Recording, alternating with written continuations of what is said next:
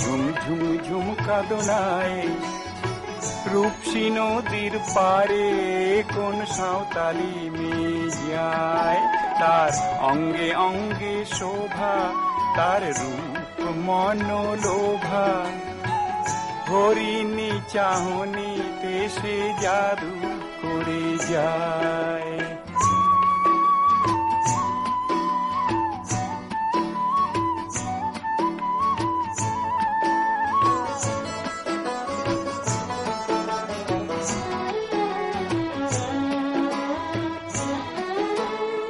কৃষ্ণকলি বাগিচার কৃষ্ণাই নামে পুরুষ যে রাঙা মাটির ঘাটে তাকে দেখা দেওয়ার কথা যে রাঙা রাঙা পাড়ের হলুদ রঙের শাড়ির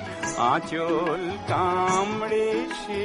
দূর পানে চায় তার অঙ্গে অঙ্গে শোভা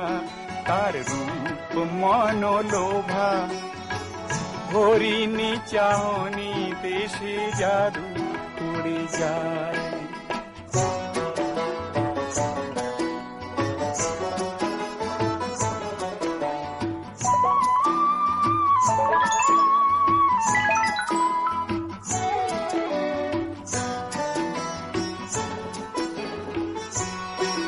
ঝির ঝির ঝির গাঙে গিয়ে সে কেন সাঁতারিল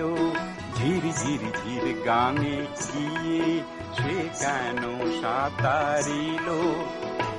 নিজের ছায়াকে নিজে জড়ায় ধরিল কেন সাঁতারিল কাজল আঁকা চোখেতে তার বিজলি খেলিল রূপ সাঁতারে কৃষ্ণাই তার কাছেতে আসিল